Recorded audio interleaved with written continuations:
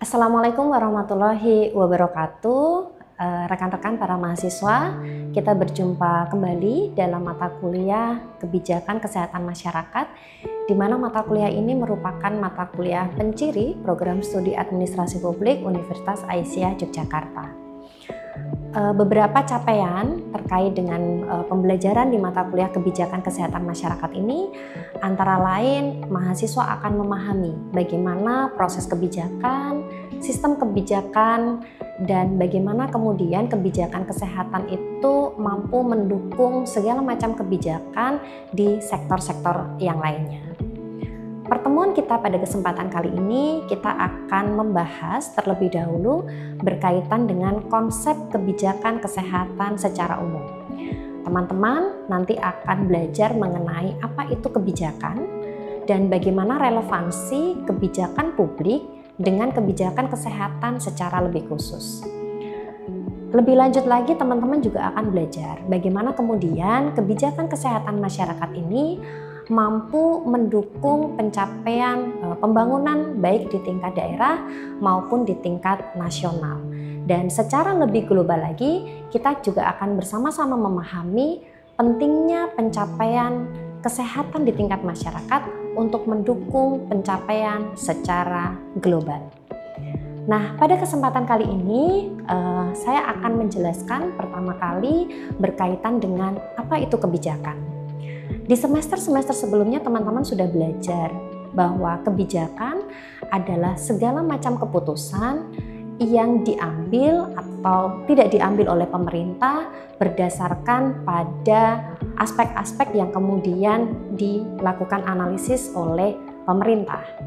Nah, dalam konteks kebijakan kesehatan, bahwa kebijakan kesehatan ini merupakan hal yang penting untuk kemudian kita pahami secara bersama-sama. Selain kebijakan kesehatan merupakan penciri dari program studi AP, kebijakan kesehatan juga merupakan fondasi utama tercapainya berbagai macam aspek kebijakan di sektor yang lainnya. Kita sama-sama pahami bahwa kondisi sehat itu akan menciptakan berbagai macam pencapaian di segala aspek. Ketika seseorang sehat, maka orang itu dapat melaksanakan berbagai macam kegiatan. Ketika seseorang itu mencapai berbagai macam kegiatan, maka pencapaian di aspek-aspek yang lainnya bisa dilakukan dengan lebih baik lagi. Sehingga kalau kita berbicara mengenai kebijakan kesehatan, maka kesehatan yang akan kita pelajari adalah kesehatan secara holistik. Tidak hanya kesehatan dari sisi ilmu kesehatan, tetapi kita juga akan menyasar dari berbagai macam aspek yang lain, seperti ekonomi, sosial, pendidikan, budaya, lingkungan, politik, dan lain sebagainya. Sehingga harapan kita bersama ketika teman-teman mahasiswa nanti mempelajari mata kuliah ini, maka teman-teman mahasiswa akan sama-sama memberikan pemahaman yang lebih luas bahwa pentingnya kesehatan itu untuk mendukung pencapaian kualitas sumber daya manusia secara baik. Kalau SDM-nya baik, maka pencapaian pembangunan baik di tingkat daerah, nasional, dan global itu mampu dicapai dengan baik. Nah, berbicara mengenai kebijakan kesehatan, maka hal penting yang kemudian perlu kita pahami adalah bagaimana determinan kesehatan itu ada di dalam kerangka kebijakan. Yang pertama kita pahami bagaimana aksesibilitas. Jadi kita harus sama-sama memahami aksesibilitas yang ada di dalam masyarakat kita. Kebutuhan masyarakat saat ini apa?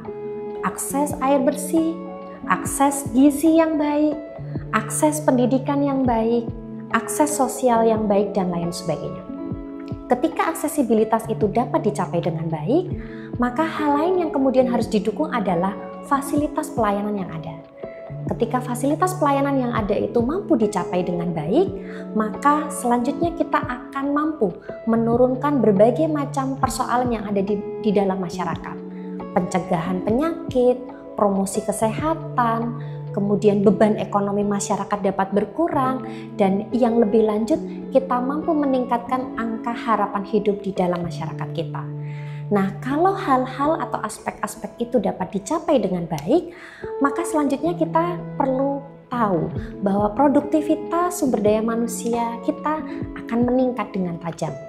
Kalau produktivitas sumber daya manusia kita baik, kita mampu bekerja dengan baik, kita mampu melakukan aktivitas pendidikan dengan baik, kita mampu melakukan aktivitas ekonomi dengan baik, maka segala macam aspek tersebut dapat meningkatkan pembangunan.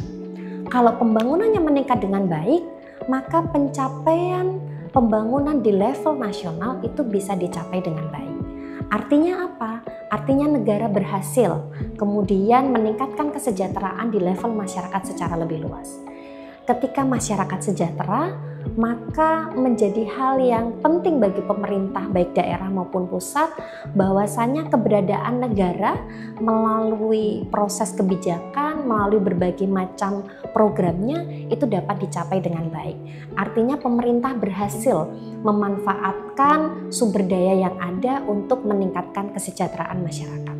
Kita pahami bersama bahwa posisi pemerintah itu adalah pelaksana. Karena kita pahami pencapaian di tingkat nasional itu tidak serta-merta dapat dilakukan secara individu atau hanya bisa dilakukan oleh pemerintah. Tapi pencapaian kesejahteraan masyarakat itu perlu didukung oleh berbagai macam aktor atau istilah saat ini kita sebut sebagai stakeholder, di mana masyarakat melalui kelompok-kelompok sosialnya, pemerintah melalui lembaga negara pemerintahannya, sektor swasta itu mampu bersama-sama bertumbuh, berkoordinasi, membangun kolaborasi yang kuat sehingga menciptakan berbagai macam program kebijakan yang sukses dalam segala macam aspek. Nah, lebih lanjut kalau kita pahami terkait dengan pencapaian di tingkat global, maka rekan-rekan tentu sudah memahami bagaimana Sustainable Development Goals itu menjadi hal yang penting untuk dicapai seluruh negara-negara di dunia. Dan salah satunya adalah Indonesia, di mana kita perlu mendukung pencapaian tersebut dalam berbagai macam aspek. Dan aspek kesehatan itu menjadi hal yang penting, menjadi fondasi utama. Bagaimana kemudian pencapaian aspek-aspek yang lain itu bisa dicapai dengan baik. Sebagai contoh, saya contohkan terkait dengan program kesehatan, kebijakan kesehatan, di mana pada tahun 2024 ini persoalan mengenai stunting itu pemerintah mentargetkan penanganan stunting, penurunan stunting itu di angka 14%. Artinya kita perlu sama-sama mendukung adanya program dan kebijakan itu. Sehingga kalau berbicara mengenai program stunting, maka kita juga perlu memahami teman-teman bagaimana relevansi aspek-aspek yang kemudian berpengaruh terhadap persoalan stunting ini. Jadi stunting itu merupakan sebuah kondisi di mana anak-anak itu tidak bertumbuh dengan baik. Pertumbuhannya tidak hanya berkaitan dengan fisik, tapi juga aspek kognitif dan lain sebagainya. Jadi tidak kemudian ibu melahirkan anak itu kemudian stunting. Prosesnya menjadi lebih panjang. Karena perlu dipersiapkan bagaimana kesehatan ibu dan anak, bagaimana kesehatan ibu dan pasangan, bagaimana kemudian kesehatan keluarga, pendidikan, dan aspek pengetahuan yang kemudian harus dipahami oleh seluruh keluarga.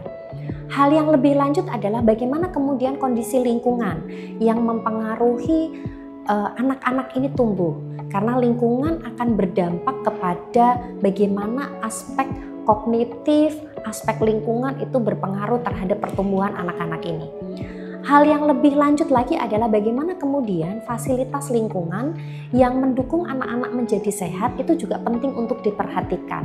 Bagaimana aspek sanitasi, kebersihan lingkungan, sumber air bersih, dan lain sebagainya. Dan tentu hal yang lebih penting lainnya adalah bagaimana kondisi ekonomi keluarga itu juga berpengaruh terhadap ketersediaan gizi dan pengetahuan pihak keluarga berkaitan dengan pemenuhan gizi dan keluarga. Nah, sehingga teman-teman melalui mata kuliah kebijakan kesehatan ini, harapan kita bersama bahwa kita sama-sama memahami bagaimana proses kebijakan khususnya bidang kesehatan itu mampu kita pelajari dengan baik. Baik, teman-teman tadi sudah cukup memahami ya bagaimana kemudian konsep kebijakan itu dibangun untuk memahami konsep kebijakan kesehatan secara khusus di mata kuliah ini. Nah, selanjutnya untuk tugas yang pertama, saya ingin teman-teman mahasiswa mempelajari kembali atau mengidentifikasi program-program kebijakan khususnya kesehatan apa saja yang kemudian sudah dikeluarkan baik oleh pemerintahan daerah maupun pemerintahan pusat saat ini. Teman-teman coba memahami, mengidentifikasi bagaimana kemudian program-program kesehatan itu sudah dilaksanakan dengan baik atau belum. Atau kira-kira dari berbagai macam program yang ada untuk mendukung kesehatan tadi, sekiranya rekomendasi apa yang kemudian ingin teman-teman lakukan dari analisis terhadap program yang sudah berjalan. Sebagai contoh, misalkan program percepatan dan penanganan stunting. Apa saja kemudian yang harus kita pahami bersama mengenai program stunting ini? Apakah hanya berkaitan dengan fisik anak atau juga berkaitan dengan aspek kognitif anak? Nah, teman-teman bisa mencari program kesehatan yang lain seperti ibu dan anak, kemudian sistem informasi yang sudah dibangun oleh pemerintahan daerah untuk mendukung kesehatan di lingkup daerahnya, atau kemudian program-program swadaya di masyarakat untuk membantu pemerintah dalam mencapai berbagai macam program kesehatan yang kemudian mendukung begitu program-program yang sudah dijalankan. Jadi di pertemuan selanjutnya nanti kita akan diskusi bersama dan kita akan memahami bersama. Jadi dari berbagai macam program yang sudah diidentifikasi oleh rekan-rekan mahasiswa, kita akan bersama-sama memahami kembali program-program kesehatan apa saja yang sudah dilakukan oleh pemerintahan pusat maupun daerah untuk mendukung peningkatan kesejahteraan masyarakat. Sekian yang bisa saya sampaikan, kurang lebihnya saya mohon maaf. Kita akhiri. Wassalamualaikum warahmatullahi wabarakatuh.